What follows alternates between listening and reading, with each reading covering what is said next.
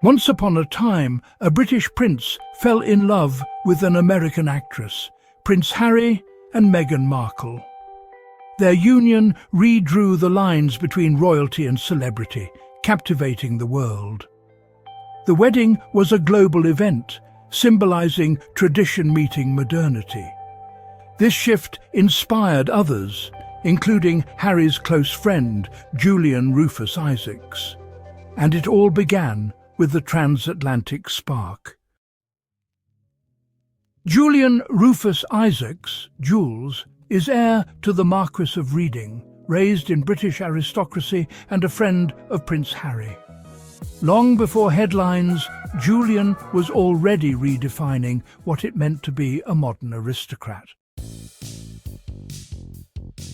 Mary Holland Nader grew up in Baton Rouge, Louisiana, rooted in Southern charm and family values.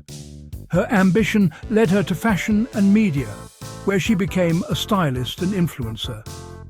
National fame came with her role on the reality show Southern Charm, making her a household name.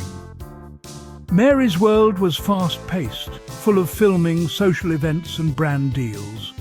She was a self-made celebrity, thriving in the digital age. Her life was an open book, a stark contrast to the private world of British aristocracy. Mary represented a new kind of fame, built on personality and relatability. She was modern, independent, and always in the public eye. It was this vibrant, self-made woman who would eventually cross paths with a British Viscount. Their worlds couldn't have been more different, but that difference made their connection all the more compelling.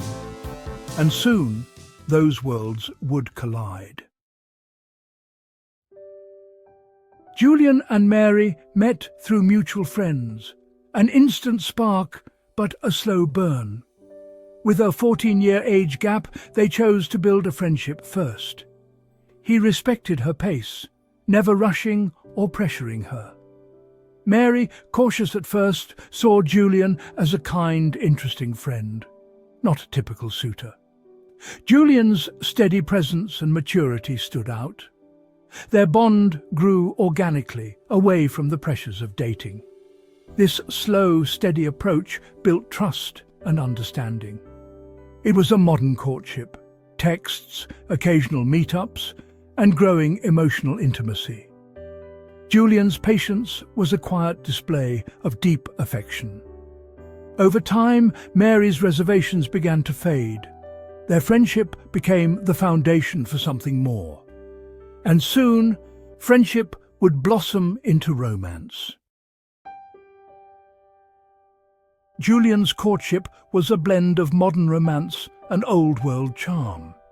He sent thoughtful messages, referencing past conversations and sharing his life. These digital bridges kept them connected across cities.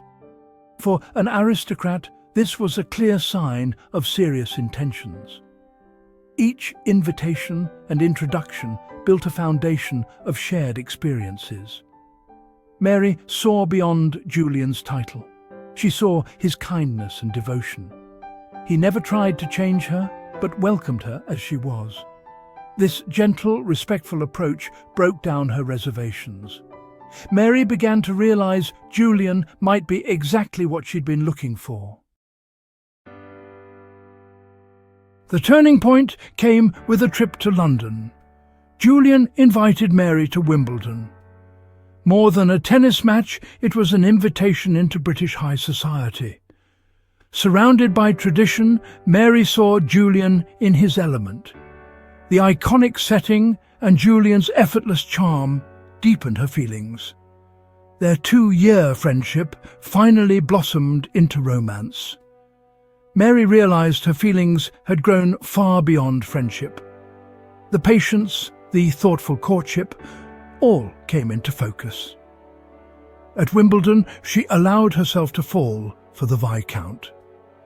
After that trip, ambiguity vanished. They were a couple. The slow burn had ignited. Their love match had officially begun. In a world of eligible bachelors, Julian stood out to Mary for more than his title. She'd met plenty of ambitious finance bros, but Julian was different. His kindness, patience, and genuine interest set him apart. He was confident, not arrogant. British politeness was part of his nature. Julian listened, valued her opinions, and showed real emotional intelligence. His maturity and focus were a source of stability. He wasn't playing games. His intentions were clear and serious. Mary found his commitment and certainty deeply attractive. She fell for the man, not the Viscount. Julian blended old-world honour with modern understanding. He was strong yet gentle, ambitious yet humble. That unique mix proved irresistible. Julian and Mary's love story is a modern fairy tale, an aristocrat and a self-made American celebrity. Mary is independent and successful, not defined by her partner. Their relationship is a partnership of equals, blending two distinct cultures. Julian's world is tradition and lineage. Mary's is fast-paced and public. Together, they create a unique narrative. Old world heritage meets new world fame. Their story mirrors Harry and Meghan's, but on a different scale. Love bridges the gap between their worlds. They're writing their own rules, blending private tradition with public life. Their relationship proves personal connection can overcome cultural divides. It's a fairy tale for our times, two individuals building a life together. Their story is both glamorous and authentic. They're a new kind of power couple, blending the best of both worlds, and the world is watching. As their relationship deepened, marriage became a real prospect. Friends say they're deeply in love and planning a shared future. Their journey from slow-burning friendship to committed romance shows the strength of their bond. A wedding would blend British aristocratic tradition with American celebrity glamour. Their love story is authentic, built on patience and genuine friendship. They fell for each other as people, not for titles or fame. In a world of fleeting connections, their story is a reminder of patient love's power. They're more than a headline. They're two people who found a profound connection. As they look to a future together, their story inspires. It's a modern fairy tale, love uniting two worlds.